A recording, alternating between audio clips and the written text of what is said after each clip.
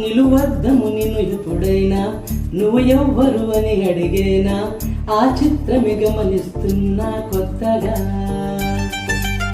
నువ్వు విన్నది నీ పేరైనా నిన్ను కాదని అనిపించేనా ఆ సంగతి కనిపెడుతున్నా వింతగా.